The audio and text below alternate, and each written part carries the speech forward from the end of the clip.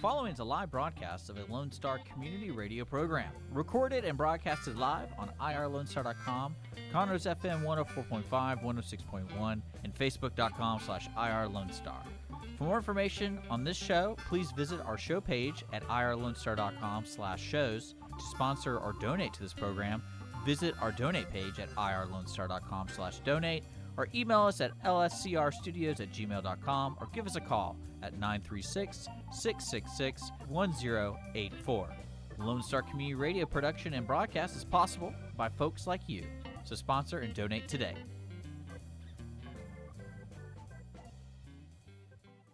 You're listening to Lone Star Community Radio on 104.5 KCZW LP Conroe. And 106.1 KZCC LP Conroe. And worldwide on irlonestar.com.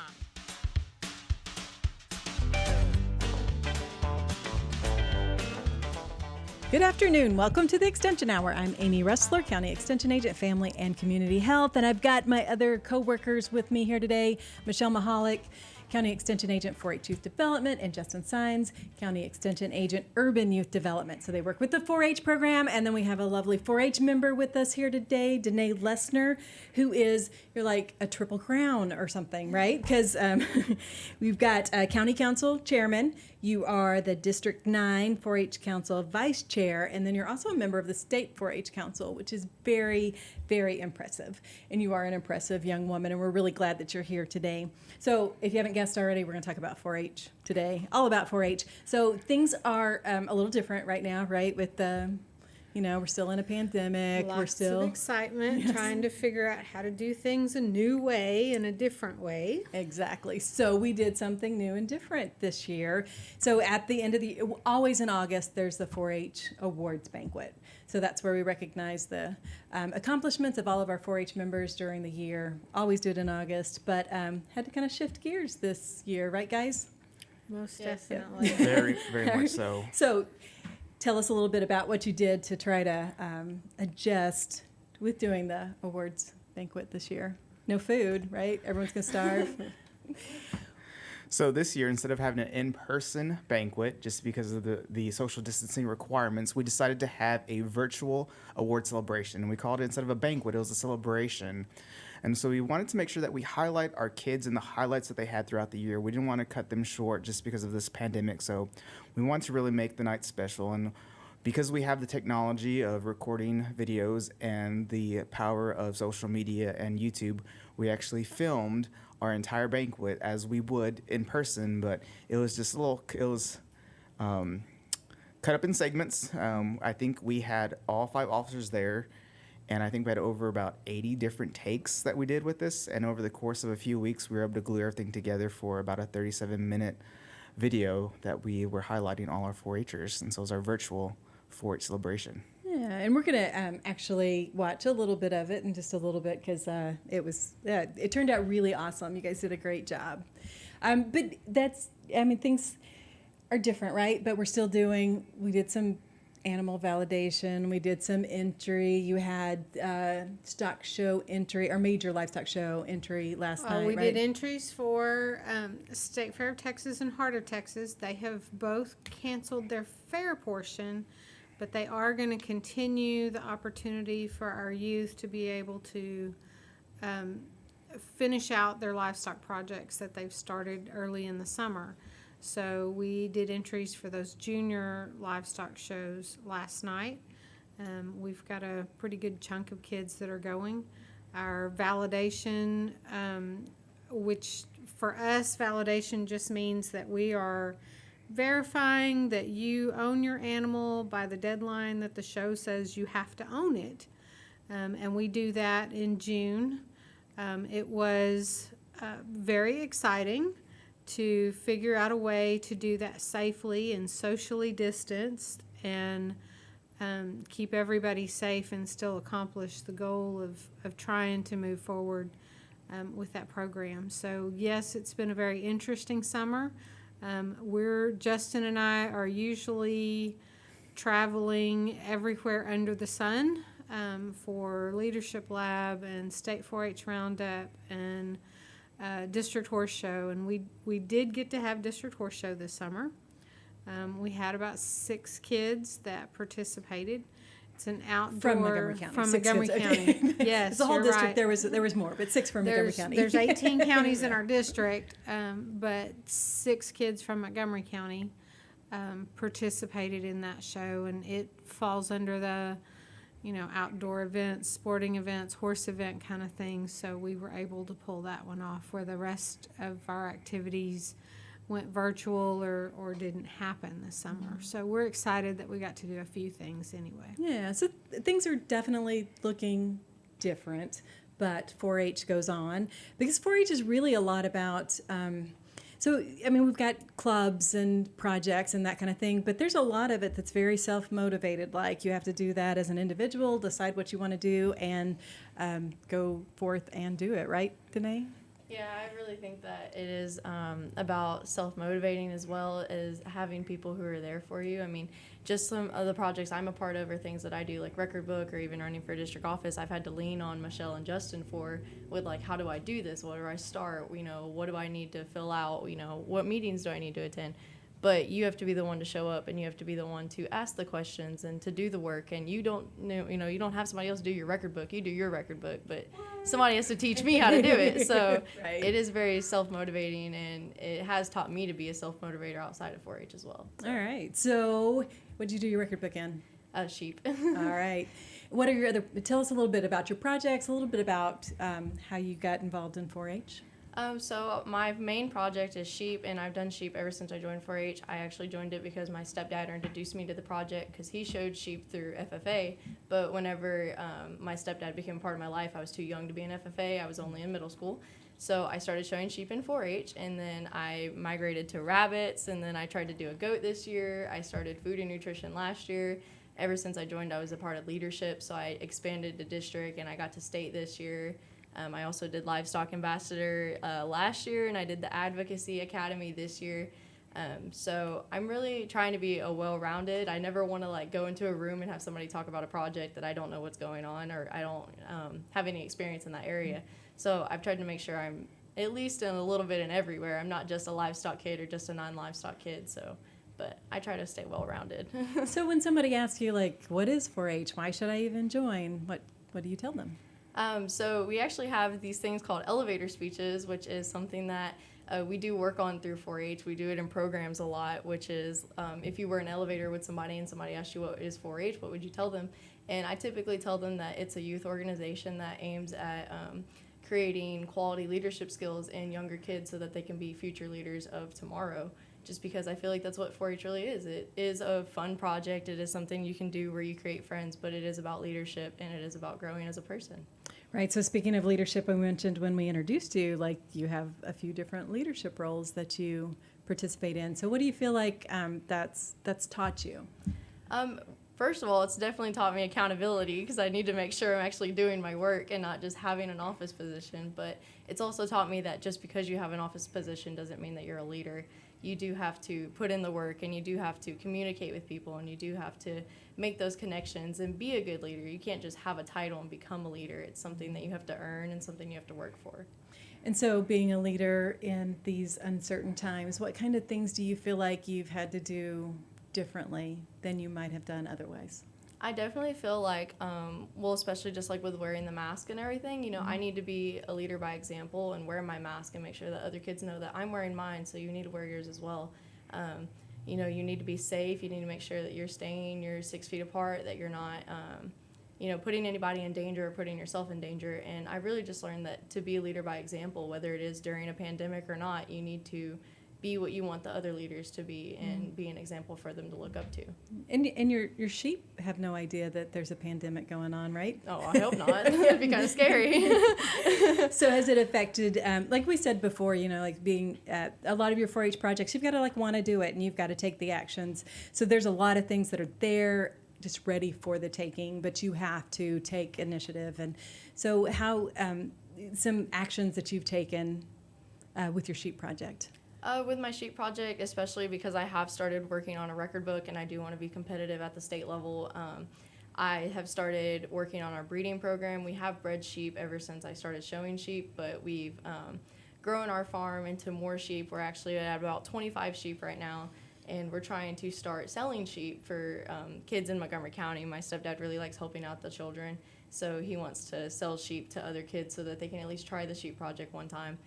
So that's something I've started working on, is the breeding program, and also working on getting more all-around knowledge about livestock in general. But of course, I'm always going to love sheep, so they're going to be the ones I know the most about. But I'm trying to generalize my knowledge about all livestock. Well, and the Livestock Ambassador program, we kind of glossed over that shortly, but that's really a huge deal. That was way stepping out of your comfort zone. Oh yeah, that was scary. It was very scary. Tell them a little bit about that process and program and what you're doing with it. So the Livestock Ambassador application process was actually very scary for me to do, because I did have to record a video, and this was before a pandemic was going on. But I had to record a video of myself talking and explaining why I thought I'd be a good livestock ambassador, and send it in to them for them to view. And all these people were watching this video, and I had no clue who these people were, so I was very scared to do that. And then I had to answer multiple questions about why I thought I should be a livestock ambassador, issues in the agri-life area, and things that we talk about on a daily basis, and kind of just, we discuss, but we don't do anything about it. And livestock ambassador is about what can we do about it, what do we need to do about it. So finally I got accepted. I had to apply for 2 years, and then I got accepted. And when I went, I had to go down to Kingsville so I could go to Texas A&M Kingsville to do my course. We were there for 4 days. We were waking up at 4 o'clock in the morning and leaving no later than 5:15, and coming back at midnight. I had to palpate a cow. I had never done that before. I've never had cows or anything other than sheep, so that was scary.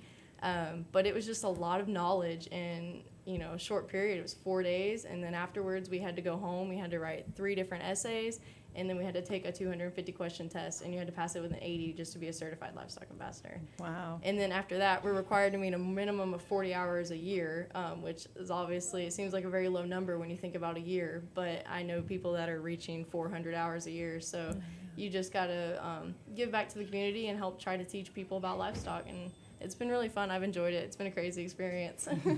Well, and also what you're talking about too, 40 hours, that's on top of everything else that you're doing. So your school and your other 4-H responsibilities and anything else that you're doing, because most of our 4-H members are really very well-rounded people that do a lot of different activities. So 40 hours, like you said, may not sound like a lot, but yeah, it can be. It can be if you're not actively searching for those hours and making sure you're keeping track of them. It can be definitely very hard to find them. Yeah. Did you want to add something to that? No. Okay.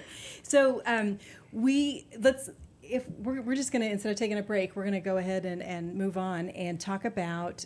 We already mentioned we had the 4-H awards this year. So the award celebration that was done via video, which meant bringing the kids in ahead of time. Justin, you became like a master editor, right? Editor, producer, director. You didn't know that was in your job description, No, right? not at all. It's that got you, all duties as required, yeah. Other duties as required. But you had a vision, right? You wanted to make it kind of like an awards program. Tell us about kind of what you thought about before you put this together. Well, like I said before, I really wanted to make this something special for the kids, because they're not going to have that in-person recognition that they're going to get at our regular awards. So I want to make sure that we did it as best as we could to our abilities. So definitely started out with the vision. Luckily, I had seen Texas 4-H, their celebration, so I kind of took little pieces of theirs, and we took our script that we usually have for our awards banquet, and we snipped it a little bit, cut it into different sections, and from there we assigned different shot locations, so we could change it up a little bit, so we're not looking at the same podium and the same wall the entire time. It gives us a little something more interesting to look at. From there, we had to decide. We had to come up with a plan of how do we want it to look. So we had to come up with what are we going to use as a shot for the actual filming, and then we had to figure out some audio and record audio so we could actually put the names of the kids receiving the awards and their certificates on the screen. So there was a lot of organization. I think we had. I had so I think 12 different shooting locations or segments Like I said, we had about 80 different takes it took to get it done, but it was like 36 different shots and about 66 audio segments. On top of managing social distancing, Yeah. when do you get your mask on? When do you get your mask off? Okay, these two people can't be in the same shot, so we're going to video this one once and then video this one saying what they have to say. And then I can't even imagine how many hours it took you, because I know it wasn't 4 8-hour days, to get all of that merged together and meshed together so that it looks like a seamless program that you would want to watch. There's one scene in there where I know for a fact those two children were not sitting together, but I had to really hunt for the division in the screen to try to find where he merged it together. So when I put that together, I was trying to give each kid an equal amount of FaceTime. And so I was in my office writing it together. It's like, oh, I can have 2 kids present. And I put it together, sent it out, and I realized, oh, we're in a pandemic. I cannot have kids sitting next to each other. So the next best thing was record them separately and then merge them 2 together. And luckily it mirrored fairly well. But it did take us some time, a little OCD to get it to... What? You're to- not OCD at all, just. Not only that, to fade in correctly so it doesn't look like you have 2 fading in. So it took a little bit of time. So the final project turned out really nice. It's posted on Facebook, on the Montgomery County 4-H Facebook page. It's also on YouTube. But we're going to take just a few minutes we're going to watch the first about a few minutes of it, and then we'll talk a little bit more about what we saw, and then we'll talk a little bit more about 4-H, because hopefully this inspires people to want to learn even more. So this is the first time we've done added a video onto our extension hour. Very exciting. Good evening and welcome to the Montgomery County 4-H Virtual Awards Celebration. I am Michelle Mihalek, Montgomery County Extension Agent for 4-H Youth Development. Justin Saenz, the Urban Youth Development Agent, and I work together to provide support to County 4-H Council and the 4-H program in general. We are glad all of you could join us here tonight. The County 4-H Council officers have worked hard to make this event special. I would like to present your incoming Montgomery County 4-H Council officers.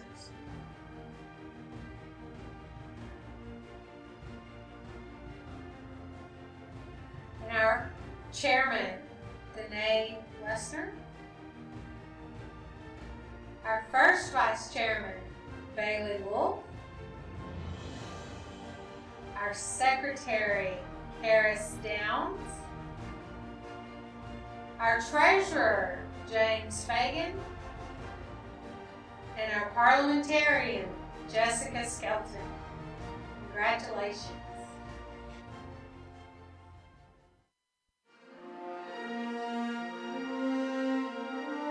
Howdy, I am Justin Saenz, the Urban Youth Development Agent.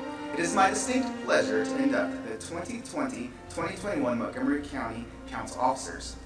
In light of current events, very few of us are traveling, but as we begin to embark on a new 4th year, we must be prepared to navigate the various opportunities and roadblocks that are present. Today, Lesner, as chairman, we present to you the travel guide. As County 4-H Council identifies where we are going to go, our chairman will be able to tell us how to get there. This travel guide will also help her find detours, alternate routes, as we navigate around construction and road closures. Madam Chairman, do you agree to take on the responsibility to guide us to our destination? I will.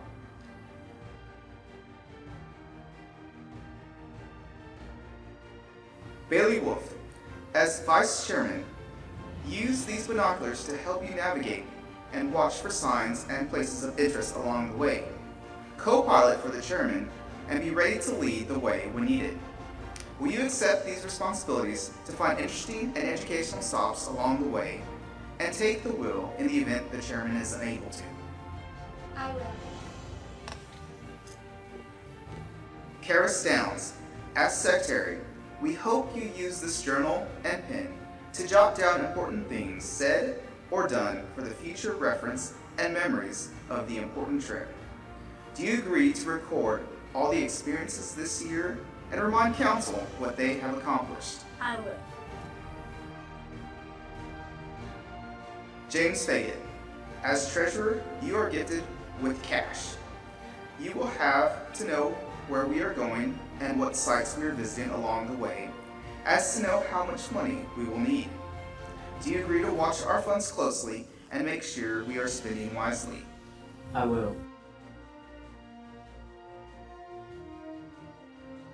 Jessica Skelton, as parliamentarian, use the stopwatch to make sure that we are on the right track and keeping with time. She has checked out Robert's Rules of Order and will use it to run officer meetings efficiently. Will you agree to these responsibilities? I will.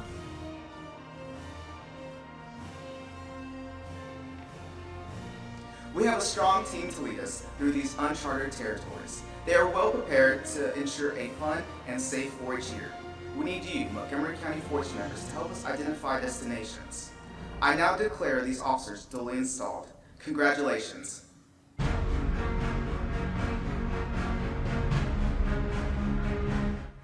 Hi, I'm Danae Lesner, County 4-H Council Chairman. One highlight of each annual County 4-H Awards Banquet is the guest speaker. This year, we are privileged to have Seth Kendrick, Montgomery County 4-H member and outgoing Texas 4-H Council Public Relations Chair.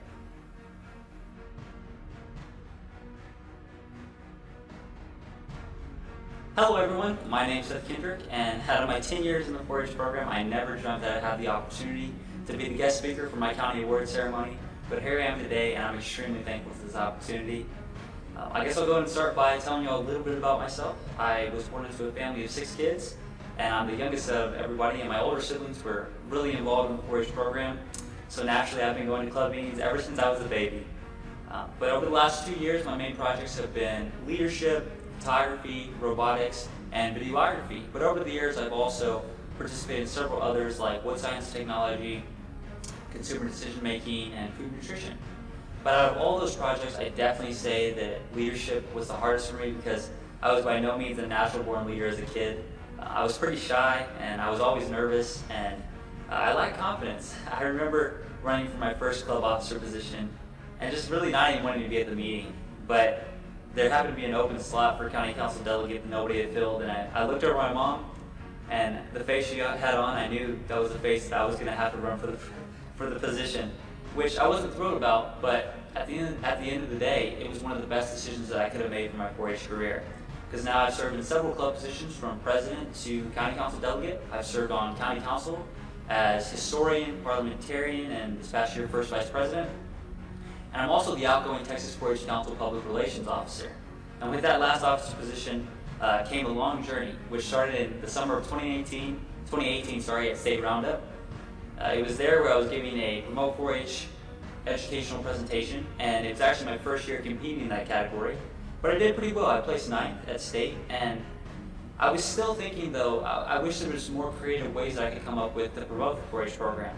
And it was later on the way home, I was actually watching YouTube, and I thought to myself, what if I created a YouTube channel that was dedicated to promoting 4-H? At that moment, there were 1,000 ideas that came to my head, but also 1,000 questions because I had never done anything like this. But one thing I did know was that I couldn't do it alone, and I was going to need a team. So that was my first step. I had to go out and find people, other 4-Hers that I knew could help me, which took a lot of guts from me because, like I said, I was still growing as a leader and still figuring out how to lead others. But I was able to put a team together, and 4-H is for everyone. Today is now a success. It has over 10,000 total views on all of our videos on YouTube, and we have over 186 subscribers. We even had a video posted on the Montgomery County 4-H page, Facebook page, that got shared on the National 4-H Facebook page and the Texas 4-H Facebook page. And it has over 27,000 video views, and it's been viewed across the country actually. So it's been amazing, and I'm glad that it's had the success that it has. And I would definitely say that if I didn't take that first step and that initiative and put my fears aside, that I wouldn't have been able to accomplish what I have today. And that also led into 2019 when I went back, and I was fortunate enough to make it to state, round up again in the same Promote 4-H category, and I had my presentation completely revised, and it was centered around my YouTube channel now. And I placed second amazingly, and I was stoked about that because it was the first year I was able to walk the roundup stage at the assembly. So that was a great experience. And during that same summer, I actually decided to run for an at-large delegate position through Lead Academy at Roundup, and it was there that I had to give the most nerve-wracking speech I've ever given in my 4-H career, and it was in front of 300 people. And I remember before I got to the event, I was going over the speech tons of times in my hotel room, and just thinking to myself, I've got it. I had it nailed down word for word. But whenever I showed up at the event and I was watching everybody else give their speeches, I was just thinking to myself, there's no way I'm going to remember a word of this. My mind just went completely blank. But somehow, whenever I got on stage, I remember that speech word for word, and I was just so happy because I was fortunate enough to be elected as one of the 6 at-large delegates. And later that summer in 2019, at our July workshop that we have up in Brownwood at the 4-H Conference Center, I decided to run for an officer position on council, and I got elected as the public relations officer. And I'll definitely say that if I hadn't have created the YouTube channel, I definitely wouldn't have been able to have the leadership experience that it takes to run for state council or to be an officer on it. So it just goes to show that leadership it's a building experience. You have to take it step by step, and with every new thing you try, you'll get better and better. There's going to be a lot of trials and errors, but at the end of the day, the success is going to be greater than the failures. So if I can leave you all with one thing today, it would be to never be afraid to step out of your comfort zone or to try something new, because when you limit yourself to just a small circle of opportunity and possibility, you're missing out on tons of friendships you can make, tons of experiences you can have, and tons of opportunities, because I was just a shy kid, but I was able to make it on state council, which is something I never dreamt that I could do. But I've been extremely blessed and fortunate, and I was able to put my fears aside and to grow into the leader that I always thought I could be, but just never knew how I could do it. So with that being said, thank you guys for having me so much today. It's been an awesome experience, and like I said, I never thought I'd have the chance to be the guest speaker at my county award ceremony. But I hope I was able to give you some good advice, and thank you for having me.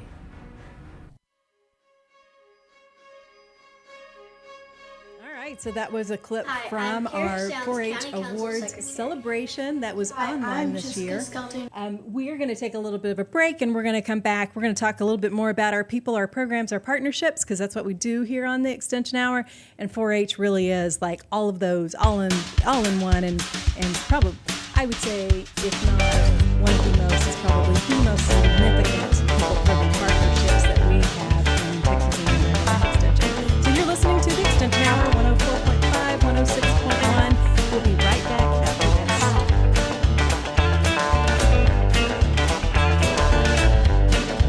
Family and community health programs provide science-based education designed to improve overall health, nutrition,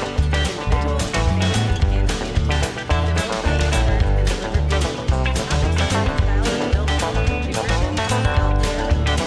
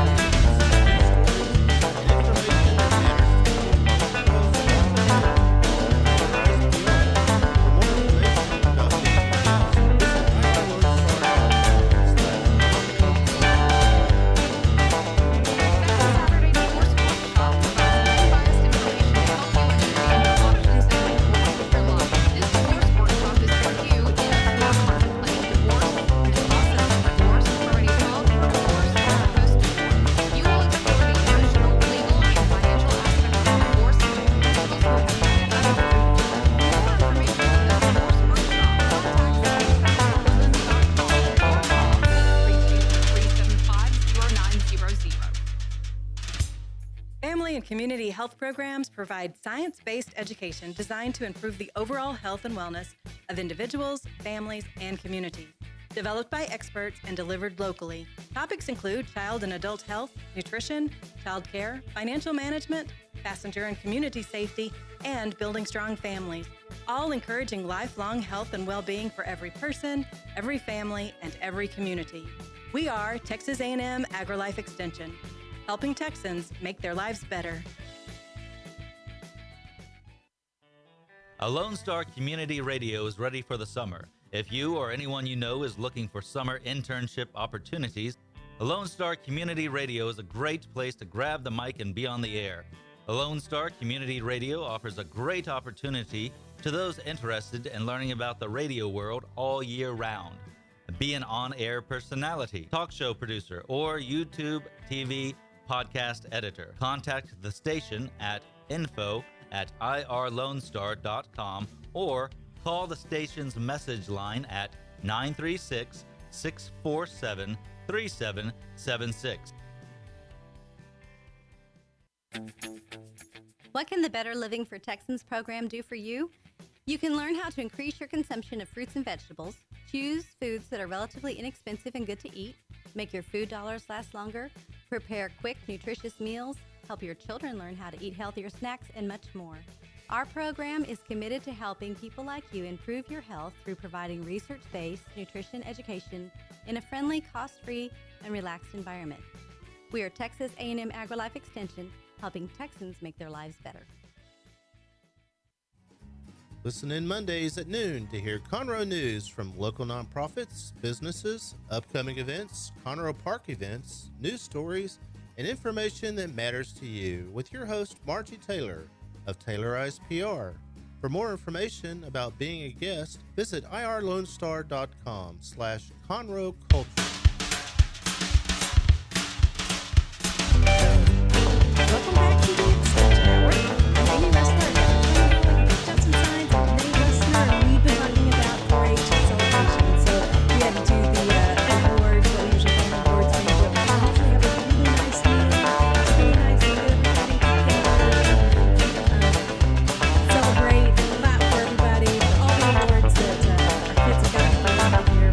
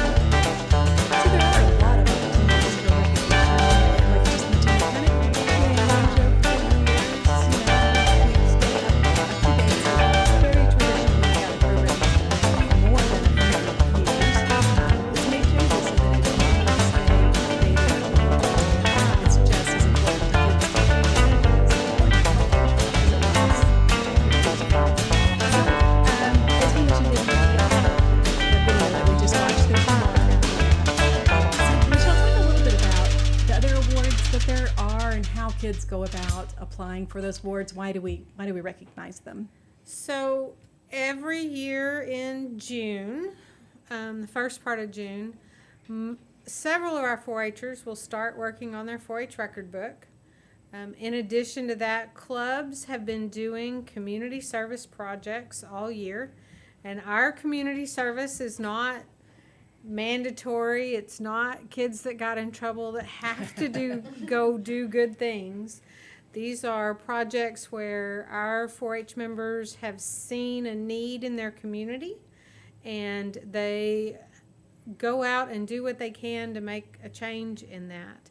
So one of the awards that we give is a community service award to a club. They fill out an application and they list all the projects that they've done for the year and how many 4-H members from the club participated in it. Our 4-H finance committee helps support the banquet with funding, and they've designated a $100 award to the club that wins the community service. Yeah. So, and there's also a plaque in our office, an eternity plaque that will have a little tiny nameplate for that club. That right now there's spots for 24 years on there, so I think we have about 18 of them filled up at this point. They also have the opportunity. We've got families and clubs and kids that are extremely creative and love the scrapbooking concept.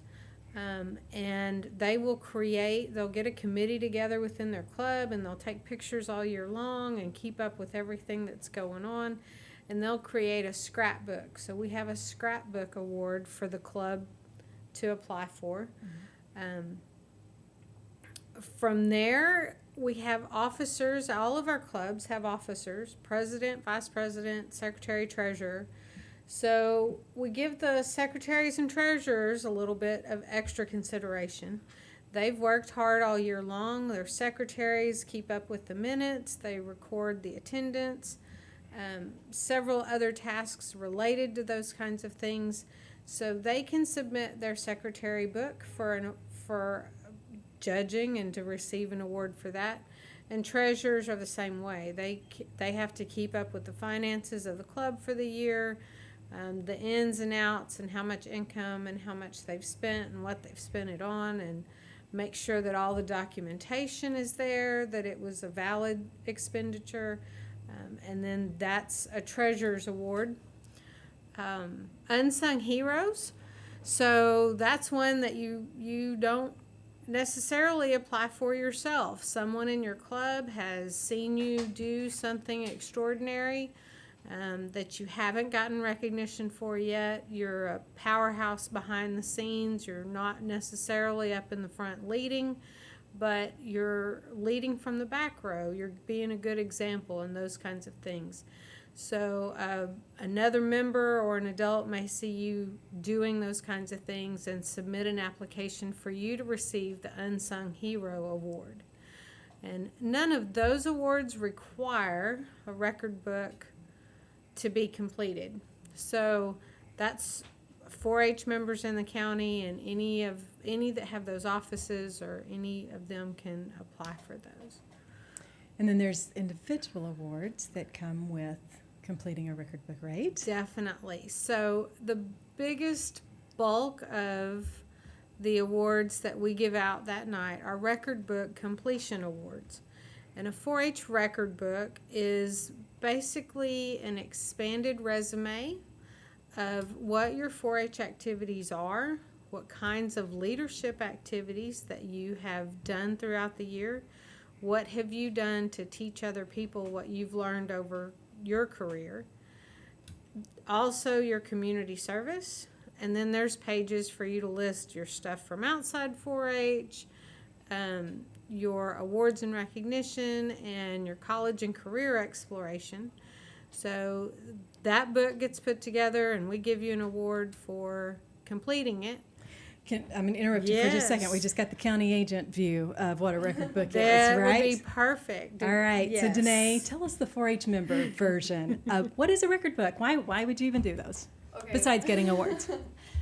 Well, I've only done a record book for 2 years because I actually didn't know what a record book was or like how to do one until Michelle was like, Danae, Yes. you're going to do a record book this year. And she forced me to do one. She didn't actually force me, but she told me, she was like, this is something Strongly we should. encouraged. Yeah, strongly You were encouraged. doing too many activities not to get it written down and recorded.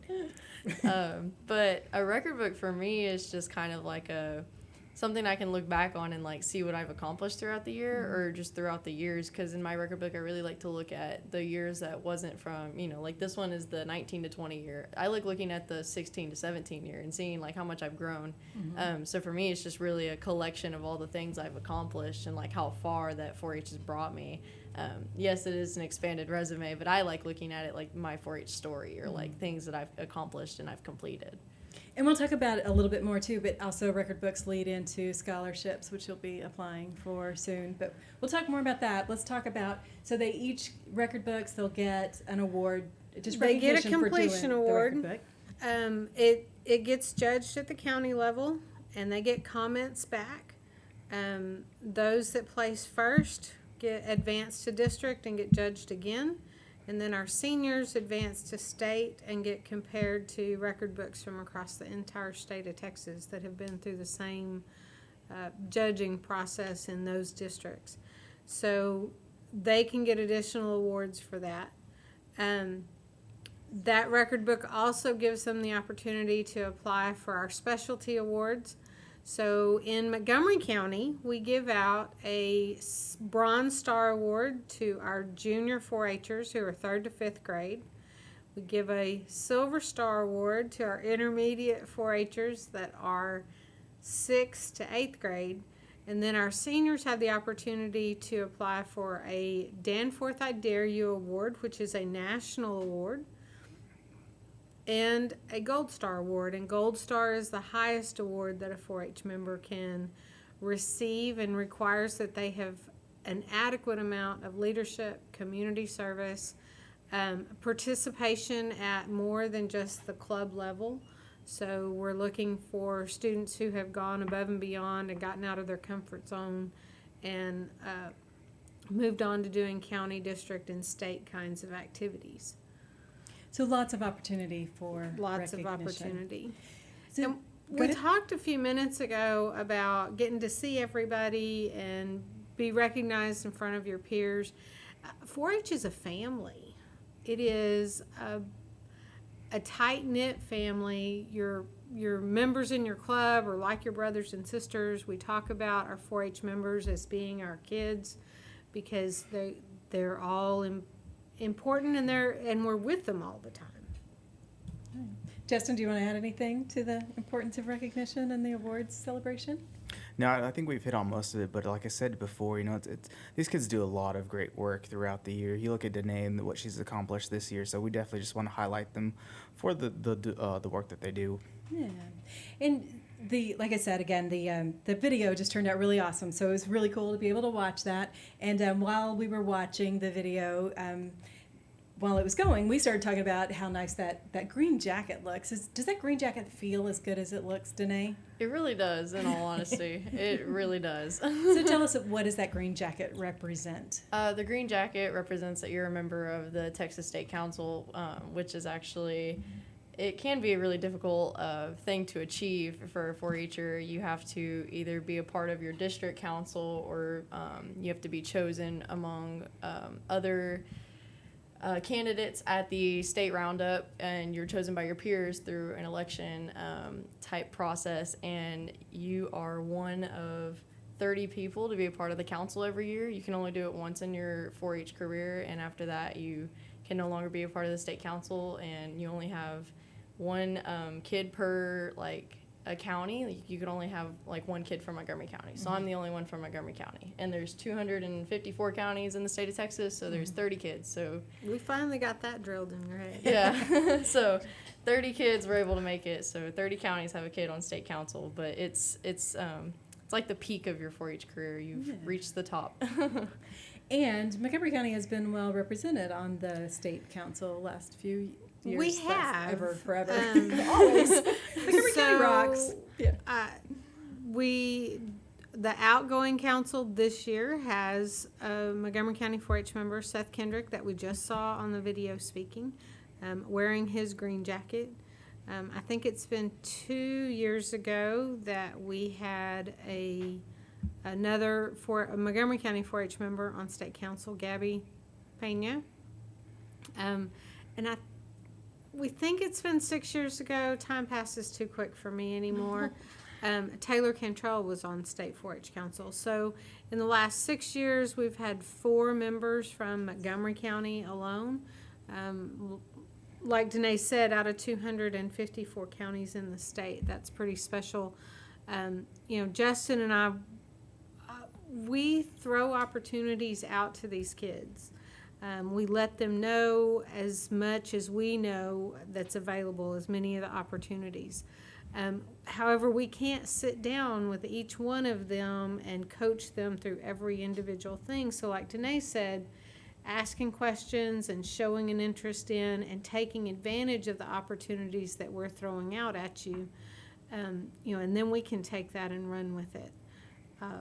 So we've got a spectacular group of kids in Montgomery County that are looking for new things to do and try new things and stretching their comfort zone. So besides wearing that green jacket and looking really sharp, what kinds of things, what are your responsibilities on the Texas 4-H Council? Well, the main responsibility is just to represent all of 4-H in the state of Texas. As a collective group, we have to plan the state roundup that happens every year in June.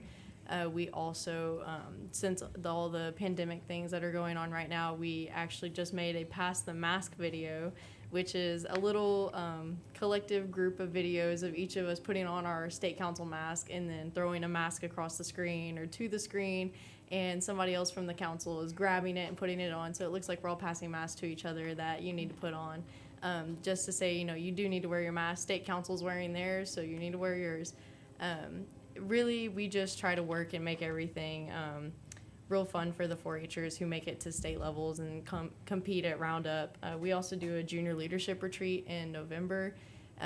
We hope that that's going to be really fun this year. It'll be in Brownwood, and we're doing a Greatest Showman theme, so nice. I hope that that's going to be really fun. Yeah. And they did have summer camps at Brownwood this summer. Mm-hmm. They did. They did have those in person, so they are practiced in the procedures to keep everybody safe and keeping cohorts together. So the junior retreat will most likely happen. And then another thing we mentioned, a lot of the recognition leads to scholarships. So it's actually participating in 4-H can be valuable. It can be besides the intrinsic value, right? So, and then again, I think it's awesome, all of the things that the state council's been able to do, and all the kids that got awards, those are the ones that have gone above and beyond. But, I've always felt like just being involved in any part of 4-H can really create a lot of value for a young person. They can learn, even if they only participate in one project 1 year, it's going to make an impact in their life. Do you guys agree? For sure, and kind of going back to scholarships, as Danae mentioned with Texas 4-H Council, that's when they award those scholarships to our graduating seniors, and Montgomery County had 3 seniors that were recipients of scholarships, and we had $45,000 awarded to our kids. And Seth Kendrick, who was, as we saw in the video, he was one of those award recipients for $20,000 from the Houston Livestock Show and Rodeo. And I do also need to brag on Seth because he also helped film the awards banquet. So yes. He was the cameraman. He was the director of photography for us on that part. Well, and he got his practice doing the state awards program earlier in the summer as a state council member. He actually held the Office of Public Relations for Texas Council. He was an officer, so he did definitely do a lot of social media for the 4-H Council. So we've talked a lot about recognition in 4-H, the kinds of awards that you can get, and so somebody might be listening going, okay, that's great, but how do I even get involved in 4-H? So we're going to have some future programs where we're going to talk more in depth about some of the projects that you can participate, how to enroll. We have one, so this program is being recorded and people can go back and watch it. We had, and I don't remember the date, but we did one a little while ago where we talked a little bit about enrolling in 4-H, but we'll do another one and kind of how does that look different now in the current environment that we're in. But we will focus on that a little bit more, but we're going to have to bring this show to a close. But before we do that, I've got one more thing to say because we're talking about awards. We have a professional association that's the Texas Association of Extension 4-H Agents. It's still going to be, we'll talk about that later. But anyway, so it's a professional association, and we have been recognized, Montgomery County, and also thanks to you, Dick Schischler, and Lone Star Radio, the radio show has been recognized as an award-winning program with that organization. So that's yay for us, and thank you. Okay, so we are going to bring it to a close for now. That this is the Extension Hour. We talk about people, programs, and partnerships with Texas A&M AgriLife Extension Service. Thank you so much for being with us here, Danae. Good luck on your school year. Thanks, Michelle and Justin, for coming in. We'll see you guys again very soon talking about 4-H, and we'll be back next time. Thanks for joining us. Thank you for having us. Thank you.